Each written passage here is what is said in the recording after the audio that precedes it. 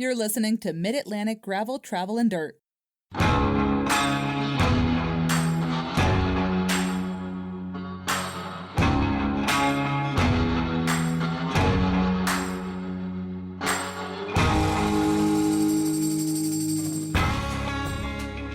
Hi, everybody. I'm Brian. I'm Joey. Folks, this is episode 265 of Mid-Atlantic Gravel, Travel, and Dirt. If you're new here, this is a podcast where we talk about gravel bikes, adventure biking, bikepacking, bike camping, and just playing bikes. Joining us, very special guest, Mr. Matt Hawkins of Ridge Supply Croatan Buck 50 fame. Thank you for joining us. It's always great to have you with us, Matt. Thank you for being here. Thanks, fellas. It's a pleasure to be back. What's going on over at Ridge Supply? I enjoyed my new Phoenix subscription shocks that showed up. Why are we laughing? I haven't expressed my opinion. It felt so weird wearing those yesterday. I don't want you to take this the wrong way. They felt amazing. When I looked at my feet, I was like, are these real or am I looking at a knockoff? Because they just seem different. Well, they are, but oh my God, they're so much more comfortable. And the other ones are amazing. And I didn't mean to take your spotlight, but I was looking yesterday. No. These look so weird in like the best way possible. So they are different, Matt. What's up there? Okay, so for the last 10 years, we've been making socks with the feet on their aerator platform, and that is a fully knit sock. And what I did was, I used different neon colors and different colors to, create skylines or peaks or alpines or whatever. And we've done colorways after colorways after colorways. When you knit a sock and you use different yarns to create the color, ultimately that sock becomes restricted and it doesn't stretch as much. Mm-hmm. And there's like a certain amount of things that you can do in a sock, like an aerator, that'll make it still be able to get over your foot and pull up onto your calf. And our socks they've been amazing, and everyone's very used to them. Recently, over the last year or so, Defeat has brought the technology in-house to fully sublimate the sock, which means that now what I can do is I can take basically Adobe Illustrator PDF image and print over the entire sock. The biggest change is the sock itself is a completely different construction because it's only got one color. It's basically white sock, and that gives it a lot more stretch and it's lighter than when you put a bunch of yarn together. So long story short, now I'm able to also drastically cut down on the number of socks I have to buy to make a design. And so it's just unlocked this whole new style. I think what's going to happen, and Joey's dead on, when you first see the sock, it like looks a little smaller because it has more stretch. So like when you put it over your foot, like if you put it next to an aerator, it's like the foot doesn't look like it's long enough, but the fabric stretches and then it pulls up to the same kind of 6-inch height on your calf, and it's lighter, it breathes more, and it just feels a little bit better. And if you've ever worn our socks, like you take the sock off and you'll literally have the little yarn lines of the skyline in your skin because it's kind of tight. So it may not be for everybody, but the first couple ones I've done, I'm dialing in how to do the design. I didn't love the design that I sent out for the Phoenix, but what's different about it is I'm able to put color gradient in there, everywhere. So what I was trying to do, so you actually look at the Blue Ridge Mountains, it isn't like hard colors of lines. It's like a foggy gradient of colors, and that gas that the trees emit when you're looking at it that changes the color of the light. I'm trying to dial that in so where I can really have a cool skyline style that looks correct. Right. But it also just unlocked a unlimited amount of things. So, like, for example, not to segue for Joey, but if Maryland Nika wanted to do a sock and they wanted to just do like 5 pair, I could do that. And we've never been able to do that. We've had to do like 144 pair to even get something started. Because it's so it's cool. It's loomed. It's like it's woven. Yeah. Okay. So I've already got the blanks done, and then I can just print the design accordingly. So I still have to, do the artwork, and we have to run the sock, but the turnaround time's faster and the production. The main difference is the color is harder to dial in, because I can't do neon pink and neon orange and neon yellow like the yarn is, because that yarn is like dyed a neon color and it's super bright. When you print it, it's really hard to do neon printing. Okay. So I'll have both available, but that's the new thing. And one of the blessings of it is that in my world, I've been doing it 10 years, and I've got a lot of customers that have bought socks. The problem is the socks don't fail. They last a long time. And if you become a Ridge Supply kind of customer, you're typically going to end up buying, a few pair, and eventually you're going to have enough. Or guys like you all are going to maybe you keep getting them, but it's like you literally just stop wearing some of the older ones, even though they're still functionally good. And so I've run that course with a lot of my customers, and now I can actually do sort of low volume, limited edition, fun things that if you want them, cool. But if not, I didn't invest a ton of money in inventory and then have to sit on it, So that's where it's going to add a whole lot of functionality for me. Since Ridge Supplies change a lot, it's not my primary job anymore, or my primary source of income for the family or whatever. I can get back to it being more fun and creative, and instead of just trying to hustle socks all the time, So I think it's an exciting new step, and it'll take a while for people like Joey to get a sock, try it out, and then make their decision. And maybe you'll love the aerator and want to go back to it. But if you like the new style, what's neat is if you have a small team or a little squad of people, you can get in touch with me and be like, hey man, I just want to make socks for this. I'm going to come to the Buck 50 and me and 5 buddies want to make some socks. I could literally make you socks, custom socks for just 5 people. That's killer opportunity. I have never been able to do that. Yeah. That'd be huge for you with Nika, Joey. You could do some really cool stuff. Well, I thought there was some sponsorship corporate stuff when I was talking to Matt earlier, then I just forgot. We were working on, and he still has the artwork. Yeah. I fell in love with that sock yesterday. Well, for me, I like both. I don't need to tell you how many pairs I have. I have them still in the little cardboard wrapper thing, and I love that. I love that I could go to my drawer and pull out a pair of socks that have never been worn. Oh, I got 12 pair. And bike hobos like me, all I wear are bike socks. You never have to look for bike socks if all you ever wear is bike socks. Yeah.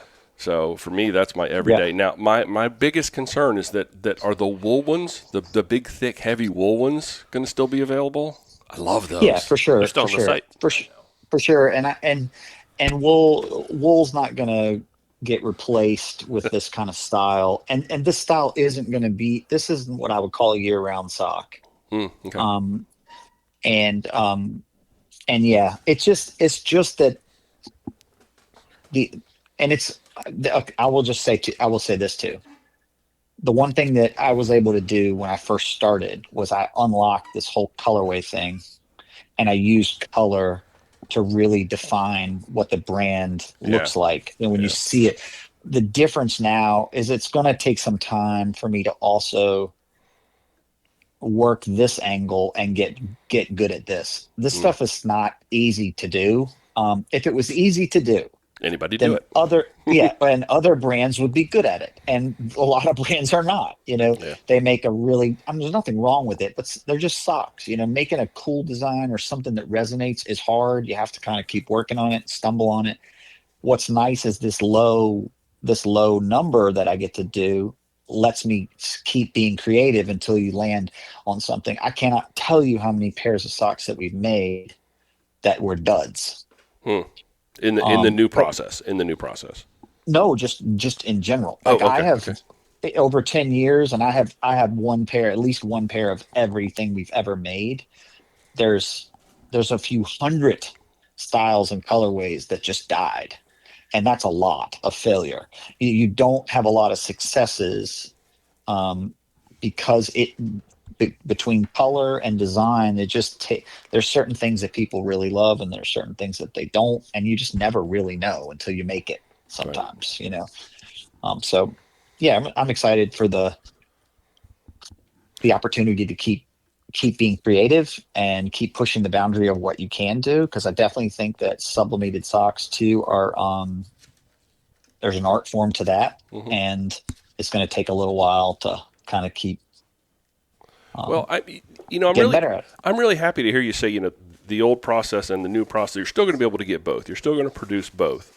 There's something very iconic to me about your socks in that Blue Ridge Skyline kind of whatever colorway is thrown on them, you instantly know whose socks you're looking at. There's no ifs, no ands, no buts.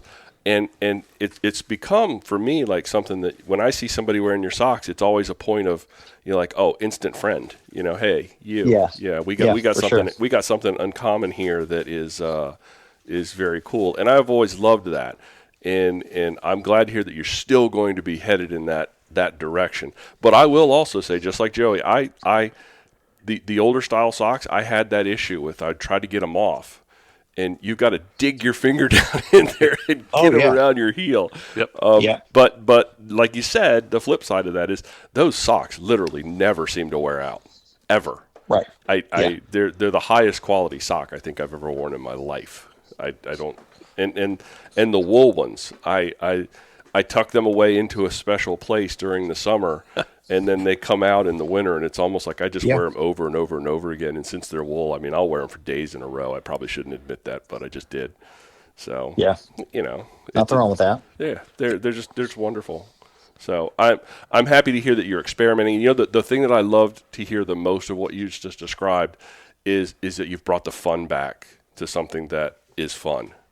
And I love that. Yeah. I love that. That's gonna keep you in the game, and that's of primary importance. So for all of us, because the socks are on point.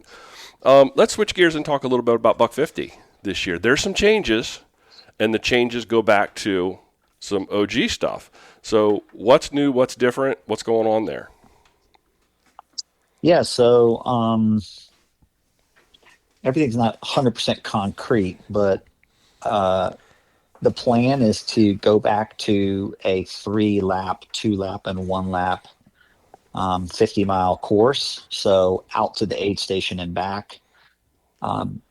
And through some miraculous networking at my church, somehow believe we were able to convince the farm at the end of the road by the Speedway that let us use the only race that we really used the farm was 2019.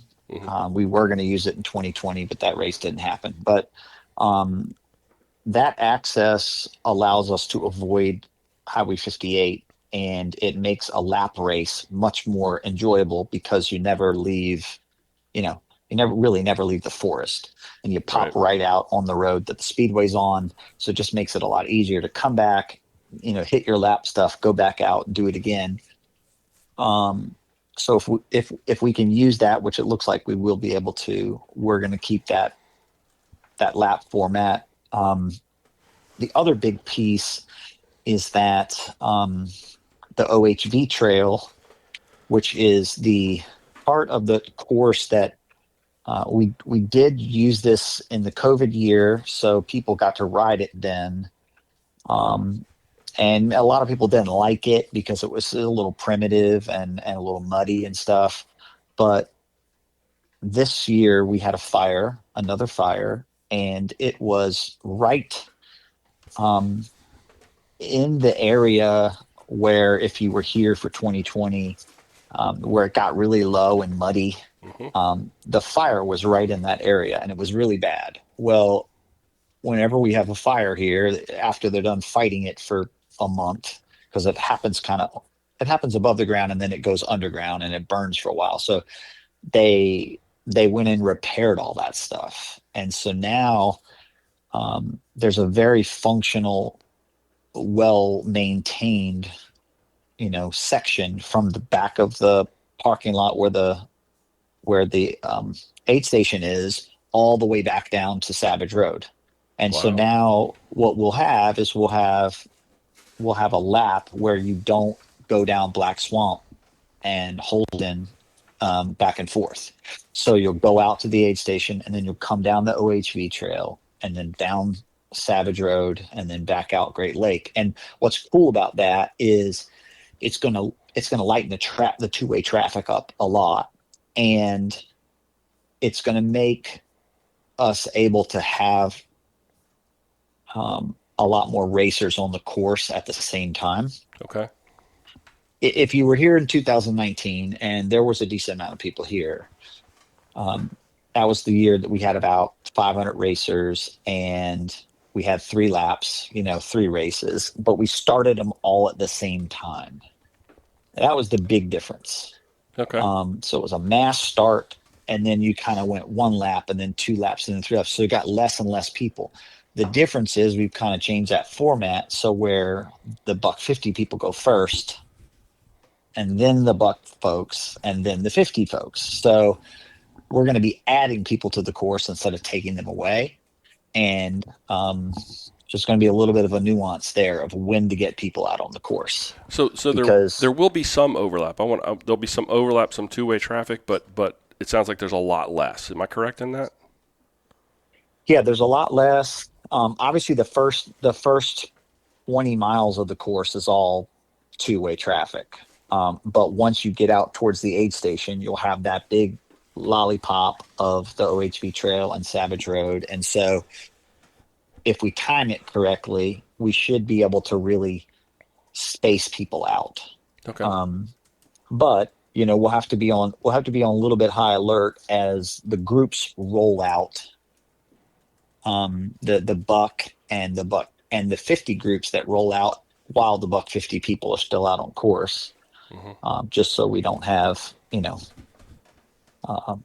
a lot of congestion. But Okay. I'm excited for it. I think people will really like the way the course is set up now. And yeah, so we're kind of returning back to, so obviously it's a 1-day format, returning back to the way things were. And the only other thing that's kind of new, that's different, is I worked with my tent guy, and I'm going to offer 3 big tent spaces for squads to get. And what we'll do is we'll have those tents. They're not huge tents, but they'll be like 20 by 20s, which are pretty big. Yeah, it's pretty big. And you could, like you guys, for example, could get together and say like, hey, we want one of those spots. And then you would have your own parking and your setup, and you could use that tent. VIP. Kind of a VIP, but also just like more like a squad spot, you can set your own tent up underneath of it if you wanted to, but y'all know as well as I do, like we've had some sketchy weather and some other stuff, but it's also just nice to have your own space and just know that that's your space. And so that's the only thing. I haven't launched those yet, but okay. I mean, like you selling like the zone, or like you're selling that as an part of the experience. I'm gonna sell it, but basically at the cost of what that is. I'm not making any money on it, but like, it's going to be a few $100 and there'll just be a couple of these spaces. Yeah. Okay. And so if somebody, I think we all know who the people are that would want to do this. And outsiders take note. Outsiders take note. Yeah. I mean, I'm sure that the guys from Wounded Warriors will be one of those spots, and I think we have 3, maybe 4 of those spaces. So Nice. we'll stagger them out accordingly. Okay. That's cool. I like that. That's really neat. I think having that home base kind of idea. Yeah. And you know, people kind of do it already when they bring their coolers and all their aid stuff for the laps up to the wall there, and you know, but this is just another kind of an approach to that. That's cool. I like that change. And I love the idea of going back to staying off of the highway. Because it's amazing. You know, for me, there's like this mental thing of like when you're doing a lap style format, and if you like, we're doing the 100 this year, right, Joey? Isn't that what we decided doing the 100? So when you come back in, it's that mental of, okay, now I'm going back out, and especially since it wasn't like even laps, you went out for a big long, like 60. It was like a metric, right, on the first lap when you did the 100. Yeah. And then you come back, and even though it's shorter, you're still that mental. And I think it contributed going out onto the highway, contributed to that mental break of, okay, now I got to go back on the highway again after I leave here. Yeah. So I think that's going to be an interesting kind of experience that's going to be much different. So, folks, if you're listening and you're going, oh, I've done Buck 50 before, I don't want to do it again. Maybe it's going to be different this year. So here's a good shot for you to come and do something a little different. Now, we talk about it. I don't know if you listened last week when it was our first week back, but we kind of detailed our not to miss events, and obviously Buck 50 is on that list. It's I appreciate that. We have not missed since we've kind of been a part of this, and I'm excited to go back again. And we do the same thing, right, Joey? Mm-hmm. It's like we go and register, and you go, oh, man, I just dropped so much money. And then it's like, it literally... That's just you. No, it's just, well, I don't know. It literally takes 5 or 10 minutes of text conversation to be like, oh, but you know what? You know, think of all the things you get. You get the camping, you get a little bit of food, you don't have to spend any extra money all weekend. And it's like, so then by the end of that conversation, it's like, wow, this is a great deal, isn't it? And it really is. It's a multi-day festival if you do it right. Yeah. And it is not cheap, but I will say, like, as a dad who does sports stuff with my kids, I mean, my daughter just had like a soccer tournament this weekend, and then another soccer thing where, I mean, it's unreal the kind of coin you're putting out just for one weekend of whatever. Yeah. And I will say that the blessing too of our timing of when the race is, and I think you guys can attest to this too, it does give you something to chew on all winter. And even if that chewing on it is being like, man, I should really start training. And then eventually you get to March and you're like, ooh, I should have done it. The other thing, if people don't know, is we do let the price is the same for all 3 distances, and you can change yourself, up until basically a week before the race. And so what's nice about that is sign up for the Buck 50, and then you decide you want to do the 100. You don't have to beat yourself up. Right. I know things get in the way, people get injured, or they have things come up, whatever. And yeah, I want to say 2 other things. One, we're going to have we have this killer raffle going on this year, I've been low key about it for a couple weeks, but essentially we're building a Rodeo Labs trail donkey, all the way bougie, with a custom Croatan camouflage paint job on it. And it's going to be, we're talking about a legit dream bike.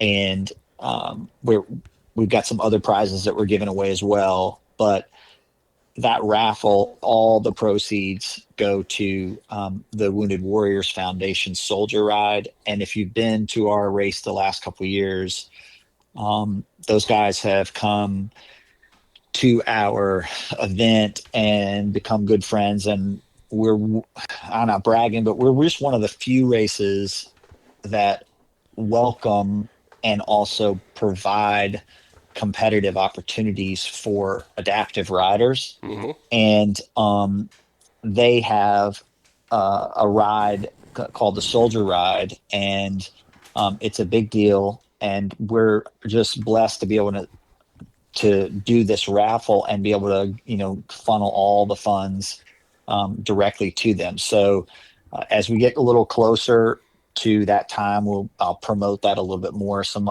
folks have already got their raffle tickets and stuff, but I'm just excited about that. It's cool to have a beneficiary that, you can really reach out and touch, and that benefits from the race, and also that we can see, and so we're excited about that. Second thing is, just to go back a little bit to why this started. When we decided to do this race in 2017, Dirty Kansas was really the only race. It was the only option to look at something and be like, well, this is what a gravel race could be, Right. And we backtracked from that, and we said, hey, well, if everybody's trying to peak for the very end of May, early June, and do something like Dirty Kansas, let's position ourselves in March and give a distance that is long enough where it's a challenge, but it's early season and it's not the world championships of anything. Right. And then also give multiple distances. And one of the biggest things we did was Dirty Kansas back then was completely unsupported. And it was a little bit of a logistical nightmare. It still is, honestly. It's just much more commercial now.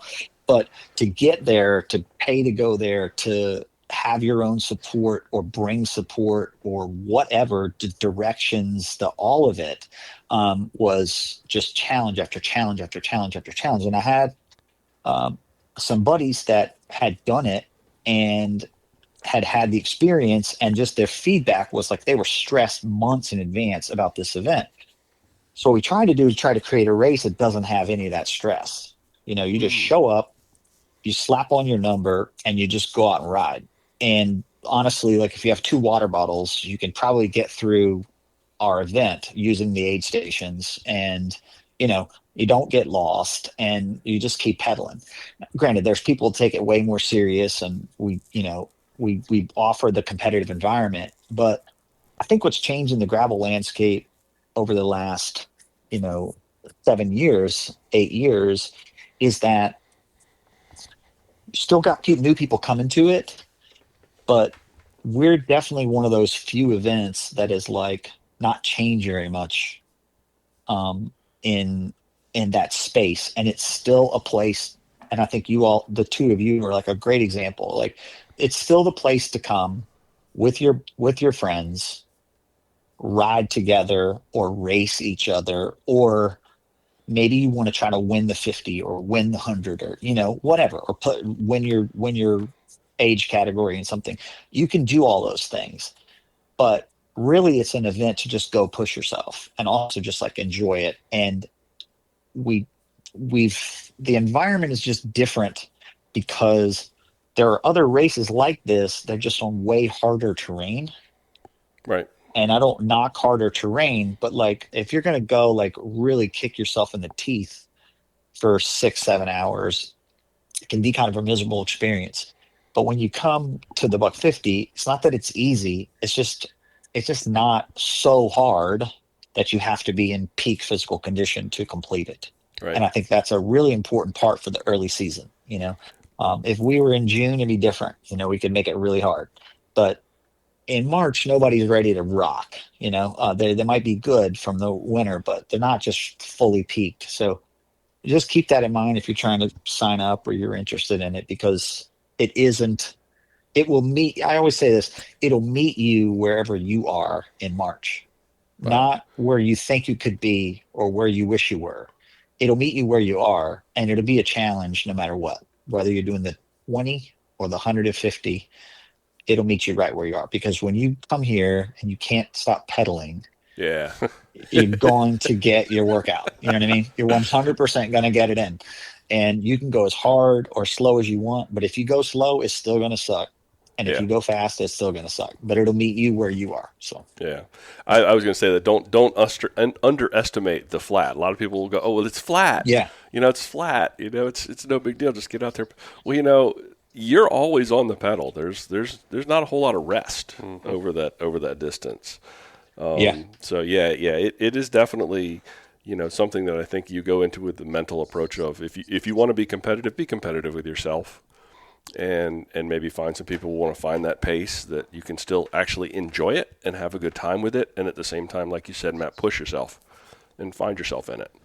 And that kind of leads me into last week, Matt, you and I had a conversation via text, and we were talking about the changes in life and some things that how the bike actually comes into play in life. And I'd like to read, with your permission, I'm going to read this, the text, because I was actually amazed that you sent this, off the cuff in a text conversation.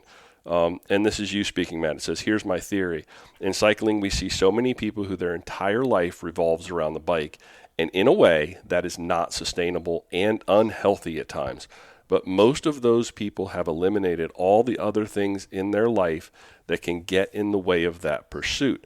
For the rest of us, there are seasons. We burn bright at times, we drift away at times, and life takes us on side quests. But the bike remains. Even if it is collecting dust in the garage, it waits until we are ready.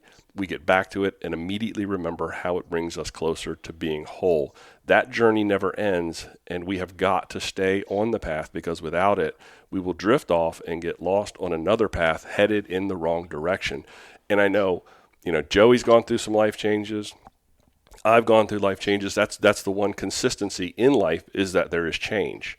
And Matt, I know this came out of the fact that you were, in the midst of some things that are pretty heavy, and especially when it involves, your kids. It's kind of like it hits home. But that was just so poignant and beautiful, and I really want to pick that apart a little bit. And I know that for you, Matt, personally, part of what Ridge Supply came out of was something traumatic, and that's huge life change. Anytime you go through that trauma, it's huge life change. Let's just pick that apart a little bit, if we can. Well, I don't want to start. I want you. You just read my little poem. Okay, for me, how does that make y'all feel? For me, it really resonates with me, because when I was in college, the bike was a big part of my collegiate life, my college experience. I worked in a bike shop. I wrenched, I managed a shop, I sold bikes. It was kind of like a part of it, and that's what kind of brought me to the bike in college, and it stayed with me through college. But then the next season of life comes, and it's children, and it's, the things you're talking about, how expensive things are. We were a dance family, and my goodness, competitive dance when you're traveling around the country buying costumes and tap shoes. $300 tap shoes in the 1990s, in the early 2000s, at that price point, when you were only going to use them for one dance at a competition. It was like it's mind-boggling. So we went through that change, and then as my kids got older, I sort of came. That's where I came back to the bike, and it was almost like you said, you just never really miss it. It was like the beat is there, and then there's this long space, and then the beat resumes. And for me, that's part of what really resonated, is that the bike was always in the back of my mind. It was always like, I considered myself a bike person, but I couldn't necessarily be on the bike. Joey? Well, I don't really know how to answer all that. Well, it's just a conversation. I know that for you, Nika, let me analyze you for a minute, Joey. Sit back. No, I saw that, when you were in the shop, and bike life was not enjoyable for you. No. I know the last year of your time there, you were borderline. It was, I'll say, miserable, and it felt like you'd lost your joy for the bike. And then all of a sudden, you go through this life change that allows you to get back to the roots of the bike being fun, and being on a mountain bike, and having this impact on kids. I've seen you do like a complete 180. From being just this, I don't know what I'm doing, and why am I doing all of this, to I am exactly where I belong. For me, that's looking at you. Oh yeah, most people, the bike shop life, never sticks. It was a high school and a college job for me, and then somehow I got roped into doing all kinds of stuff, and most people are burnt out by the time they hit their 30s, and I'm 35 now, and that was a huge change. I was pretty much done with retail and shop life. And I posted something on social media last week about being pretty depressed. It wasn't depressed that I love my job. It was the whole, I had this ramp up since July and put on, 7 big productions and everything. And we hosted that Eastern Regional, which was thousands of people and this giant success. And then I woke up the next day and it just was all done. Like cold turkey. It's not officially all done, but all the work you put months and months into just came to a sudden and abrupt halt. Yeah. And it was kind of, and I wanted to be more vocal about mental health and cycling. And, a lot of my students are getting better at it. I think this younger generation is starting to realize it versus my dad bottles it all up. And you know what I mean? Yeah. And I think kids are starting to respect it. But I mean, I never thought that bikes would be my whole life, especially in my mid 30s. And I'm very grateful. Not a lot of people do what I do. There's only a handful of people that still manage bike shops over the years. There's a smaller handful that do certain things, and then you get into event and race production, and this whole system I'm part of now. NICA is huge, but there's only, it's weird. There's only 32 NICA leagues. There's only a handful of people that I can talk and vent to about my job. That know what you do. That know what I do. And that grows a little bit bigger when you get to event promoters and race directors like Matt and all. They understand a lot of that. But I'm fortunate I get to do it year round. And, this is desk season where it's all logistics and accounting and figuring it out. But, I can go ride my bike, which is cool. And and you used to not be able to do that. No, there's a balance of it. I think some people overdo it, and they're the ones you see burnt out so often. And they're not the people you saw 3 years ago at an event because they went all in all at once, and then they're just non-existent. I think there's also, for me, there's a difference in the way you approach your time on the bike too. Yeah. I know that if I was to go back 9 years, 10 years or something like that, it was all about going hard, going fast. Yeah, I used to ride with you. PRs, let's really, jam it up. Now we go out and it's literally, there's times I'm pretty sure we just ride around in circles. Oh, it's yeah. There's no urgency. And that's beautiful. The mental side is, 10 years ago, and I was in really good shape, and now I look at my Strava PRs and the KOMs, I'm never even going to touch that, so why? Strava hunting was fun, and it's the evolution of my bikes. I've had tons of S-Works and Tarmacs and all those fun bikes, but my favorite bike is my Flanimal. It's not the fastest, and it is the sexiest looking, but So. It just feels like, for me, the bike is a big part of my mental balance. And I hear you, Matt, with what you're saying is you can't let it become your identity. No. But for me, it's the outlet. It's my time alone sometimes. It's, you go out for 2 hours on a ride and there's nobody to talk to, and you just think. And for me, I think that's a big balancing point. But it's never been at least it's not anymore. It's not about how fast can I go. It's I do like distance. But I don't really do any long distance stuff anymore. But the challenge of distance versus speed is another kind of differentiator between what it used to be and what it is now. And I know Matt, that you went through that trauma when you got hit, but you stayed with the bike. That's what's so interesting about all that to me. Is your story, is that you stayed with it. Yes. A lot of people would have just run away from it and said, no, I don't want to do that anymore. It almost killed me. Yeah, I think what I hear you guys saying too, and if you could hear yourself, you would hear yourself saying, I used to. And that's so common because our memories of the times that we had on a ride or an event, or when maybe racing or whatever, or just being young and having all the power and heart rate you can stand, the getting older bit, and then there's seasons to that too. I think, and I'm definitely not indicting anyone who is living just the full bike life. I think it's amazing that they can. I would say that most of us have, when I say seasons, most of us have like this gnawing internal drive to like go for a ride or do something, and we're almost always not able to fulfill that need. If you really love bikes, there's just no way you can fill it. It's like it's like a void. You can't, you can't do enough trips, you can't do enough rides, you can't have enough bike, you can't be fit enough. You just can't, because you want more, and that drive is what makes you a cyclist, a lot of times. And so coming to terms with that, and then also like appreciating what you do have, I think is important. And I'm not trying to be super philosophical about it, but I'm just at the age where, like, I'm 50 now, and I've seen and done a lot in my time on the bike. And one of the biggest changes is now my actual time is spent doing things in service of others other than myself. And not because I'm being like a saint. I'm saying, like, it's either my kids or my family or a job or whatever.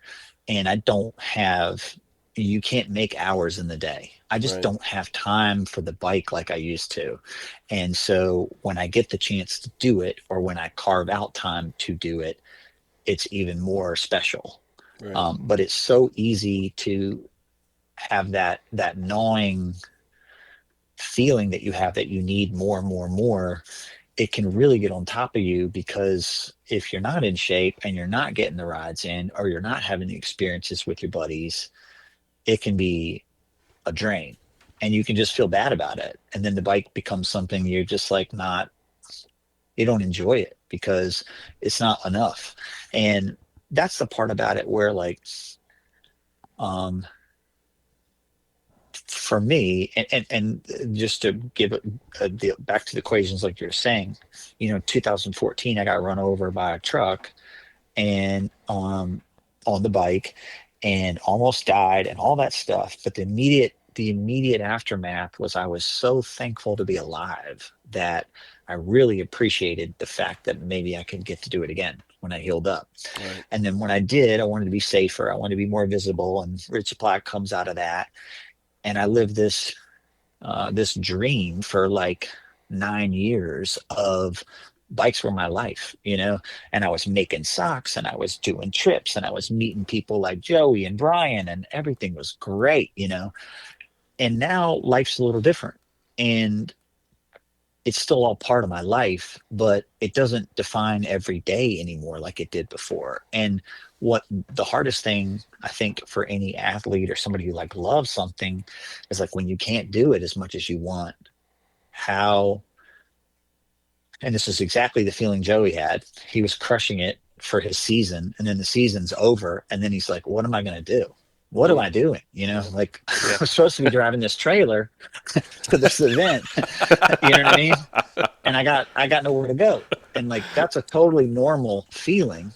But you also can't keep driving the trailer and going to the event forever either. Yeah. You'll snap. So it's just like a periodization of life. You gotta push to a new level, you gotta take a break, and then you go push again, and you just keep doing. And so that's more what. And I think it's just the reason this is something that's been in my brain too, is it's also like what you do events for. We watch things like Lifetime, Grand Prix and stuff, and they're just not normal. You don't do the same things every year. You don't have like a season with a bunch of support. Sponsors paying you. It's like you go and choose to do the things you want to do. Right.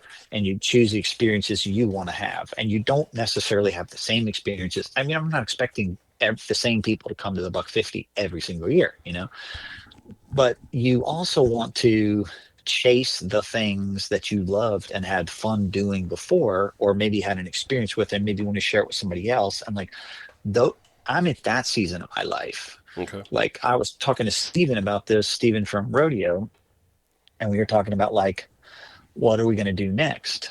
And And I said this to him last year.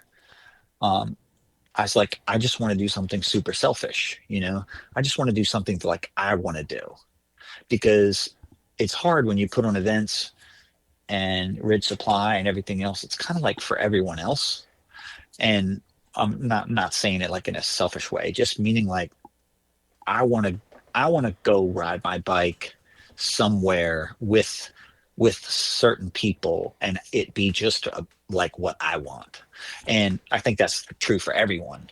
And I don't always know what that is, and I haven't really been able to accomplish it. But that's what I'm searching for. You know what I mean? That's the event or the trip or the ride I'm searching for, is to just do that. And that can be like ride around the neighborhood with my kids, but it could also be like, let's go to Spain and, whatever. Like, I don't have that much flexibility in my life to be able to just create that stuff, but that's the feeling I'm chasing in this season of my life. There was, something you said. There's a danger, and I think maybe a lot of people fall into this trap of like, what I was just describing. I've accepted that I want something slower, but if you were, in your late 20s and 30s, like a highly competitive cyclist, and you lose that edge, there's a real danger there that you kind of abandon and fall into a depression because you're not what you used to be. I think you folks got to watch out for that. And for me too, like something like Croatan, like we come down for the Buck 50. I honestly, except for maybe a few pieces of the course, Sector 4, Savage Road, some of those things that are really, and Catfish, the big long wide one. Is that Catfish Lake? Catfish Lake? I can't remember. Yeah, Catfish. Mm-hmm. So I remember, there's a good example. I remember those, in my mind, but what really, when I think of Croatan Buck 50, I think of camping. I think of the experience. I think of time with friends. I think of the laughs, the jokes, the food. Those are the things that, for me, I want to get out of the bike. The bike is a vessel to get me to a community. And when it becomes all about the bike itself and you lack that community or you dismiss the community because of that, there's real dangers there. Yeah. So watch out for that. Watch out for that. Thank you for bringing that up, Matt. Thank you for pointing that out, and thank you for let's having that conversation. And I think Joe, you mentioned it, mental health. The bike can be a help you work through things, and the bike could also become a cause of some mental health issues. So I think it's balance. All life is about balance, and it's an important conversation. So I would encourage our listeners to actually have some of these kind of conversations with their friends, with their ride buddies, with, the gals that they hang out with and all of that. Just, talk openly with each other. You got a few minutes for some of this or that, Matt? Sure. Okay. Joey, you ready? Yep. You looked at them? Don't look at them. No, I don't. You haven't looked at them.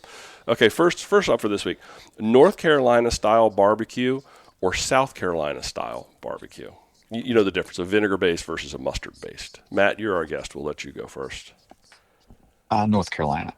Yeah. Joey? North Carolina. Well, I like North Carolina barbecue better. Which one's the vinegar? Yeah, vinegar. Oh, I love the vinegar. South Carolina is more of a mustard kind of an approach, especially in their sauces. So I'm also I was reared on North Carolina style barbecue and Brunswick stew and hush puppies and coleslaw. And coleslaw is a condiment, not a side. We're just going to leave it there. Matt, November or February? November. Yeah. Joey? All day and twice on Sunday. Oh, yeah, November. November. The gales in November have been bad this year here, but it's a lovely month. Yeah, I do enjoy it. It's a time to actually kind of and come our together. foliage is stuck around for quite a while. I do think that February, though, it's like the end of that. You're beginning to feel, at least where we are, you're beginning to feel some of the warmth come back to the air in late February. So there's something about that. It was a high 70s yesterday, and we have the air conditioner on. So just give you an idea of Wow. My windshield was frozen this morning. Wow. Third one, fried turkey or smoked turkey? smoked turkey. Smoked turkey. Joey? Oh, yeah, smoked turkey. Yeah, Have you seen the fried turkey videos? I mean, yeah. if you I see love some of those, I love fried turkey, but I don't want to have anything to do with the cooking process. I would much rather have somebody else do all of that and maybe look out a window at all of that because it feels like it's very dangerous. I saw a video yesterday of a fireman with a turkey on a pole, and he was dunking it into, your standard whatever X gallon or quart boiling oil outside for like a demonstration, and he stuck it in there, and like literally a second and a half later there was like a 12-foot flame that went up. And like, I mean, this actually happens in people's houses. Oh yeah. And it was just a reminder to smoke the turkey, man. Well, just smoke it. Don't the fry issue is, and if you fry a turkey, friends, don't fry a once frozen turkey, because that's the problem. Is if you try to thaw that turkey and it doesn't get thaw in the center, and you drop it in there, it creates like a little turkey bomb, and that center will explode and send hot flaming oil on fire all over That's everybody what around happened. them. So careful out there. Just something like the leftovers. Fried turkey just doesn't taste as good. Leftover smoked turkey, you put in a soup or anything. Yeah. There's a good quick video. Chud's Barbecue. Okay. He did a turducken this week. Okay. And he deboned everything. It was like pretty labor intensive and pretty cool. And he smoked it all. Well, so when we're going to smoke a turkey, spatchcock. So you break it all down so that it cooks a whole lot faster. So I'm in trouble because we normally go home to Virginia for Thanksgiving, and I don't have to cook. But we're staying here this week, and I have to tackle that mountain. So Wawa turkey bowls are wonderful. Or you go to Cracker Barrel. We went to Cracker Barrel one year, and it was horrible. We went it was a long time ago. It was a whole. You can do it, Matt. I can do it. I just don't want to do it. Call in Joey for advice. He's the my out every year now chef's that I'm married is we can never host the New Jersey family here, so I never have to do. I'll smoke a turkey. I do it every year, and I take it because there's like 20 plus of us. Yeah. But I never have to host. My oldest daughter Casey has taken over. She did this when they went into their house that they're in now. She completely takes over Thanksgiving, and that child. Well, that's a season right there. Oh, that's a season. That is it. And she actually, I've watched her. She has a spreadsheet with when this dish goes in and how long it cooks. And so she knows where everything's going to come out at the end. It was like, wow, that's pretty on point there, kid. Would you rather, last one, would you rather watch, let's just call it 24 hours, Elf on repeat, or a different Hallmark Christmas movie on repeat? Like not the same movie over and over again, but just Hallmark movies for 24 hours, or Elf for 24 hours. I do like Elf. It's awesome. But Hallmark movies are underrated, and I think I'd be better off watching different things for 24 hours than one thing. Joey? I'm probably going to go with Elf. We just finished it last night, me and really? Jess. But there's something, because it is on 24 hours on Christmas, just like A Christmas Story. Yeah. And like my thing with A Christmas Story is I never sit down and watch the full thing. Mm-hmm. But over 24 hours, I can combine all the parts and put it all together. Yeah. So you're going to go with Elf. I'm with you there, Matt. I do believe that the Hallmark stuff is underrated because there is something super mindless about those movies that is just fantastic this time of year. It gets dark early. You can just kind of be a vegetable, and if there's not. Also, in the first 5 minutes when the guy comes back from wherever or the girl does, you know exactly what's going to happen. You know what I mean? No surprises. There's no are these two going to get together? No, they're going to get together. It's obvious. It's going to be low intensity acting, and it's fine. It's fine. I mean, I'm not saying I enjoy them. I'm just saying that you know exactly what's going to happen. There's no surprises. Yeah. It's just a pleasant way to while away a few hours. Mm-hmm. I get it. And maybe you could make a little game. You could be see how fast you could get the plot and each one that comes on, Yeah. be like 30 seconds in, you're like, oh yeah, it's definitely this guy. He's the one. I Yep. saw an Instagram reel the other day. I don't know. It was from the viewpoint of the guy that got left. He was like, yeah, I had to take the phone call, and that's why she's now with the boyfriend from high school that she dated for 3 weeks. And guess what? Yeah, I'm doing great. I got the promotion. Things are wonderful. I just bought a new house. And, oh yeah, I heard their Christmas tree farm has actually failed, and now they're, So it seems like there's always that component. There's always another story. Yeah. Well, listen, Matt, it is always a pleasure to have you with us and to chat with you. And we're already looking forward to Buck 50 this year. Yeah. I know I am. It's going to be our first year actually riding together, you and me. Oh, yeah. We're going to actually ride buddies. Put a rope between us so that, Yep. Yeah, so there's no running away. Yeah, it'll work. It'll work. That two-way traffic will have us a little concerned. But that second lap always gets me. So, folks, it is time to shut it down. Oh, wait a minute, Matt. One more time before we for folks, how can they find out about Croatan Buck 50? Where can they go? Registration is open. All the details about Buck 50. Yeah, registration's at croatanbuck50.com. And you can also find us on Bike Reg at Croatan Buck 50. Just use the Google. Or if you're an Instagrammer, just go to the links and either Ridge Supply or the Croatan's Buck 50's profile, and the links are right there. Got it. Thanks, everybody, for listening to this episode of Mid-Atlantic Gravel, Travel, and Dirt. Joey, how can folks get in touch with us if they're looking to do that? Go to Ask Jeeves and look up graveltraveldirt.com. And our Instagram handle, which is now active again, is at Mid-Atlantic GTD. Yeah, I did. I put a poll up, and I'm going to do that again. It was a lot of fun. I put a poll up from one of the this or that's. Nice. And a lot of people were with you, Joey. They shunned the saddlebag. Yep. Shunned the saddlebag and overstuffed the jersey pockets. So that was the winner. That was the winner. Don't forget also, folks, we've got T-shirts and hoodies, which I'm actually wearing one of this week. Joey, doesn't it look good? It does. It does. I actually bought a sample before I put them up to make sure that, you got to check the quality. It looks well worn already. It's got that kind of like, well, it's it is what it is. But I've got T-shirts, hoodies, and stickers. They're available through the Shopify store. You can find the link on the website or any of the socials. Mid-Atlantic Gravel, Travel, and Dirt is recorded this week from right here in Joey's kitchen all the way down to what is officially where you you're what is it? Is it me? Yeah.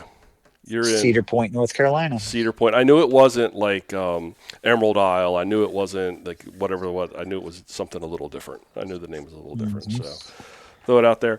Thanks for riding along with us. Until next time, do good, be nice, go slow, respect others. Love you, bye. Love you, bye. Love you, bye.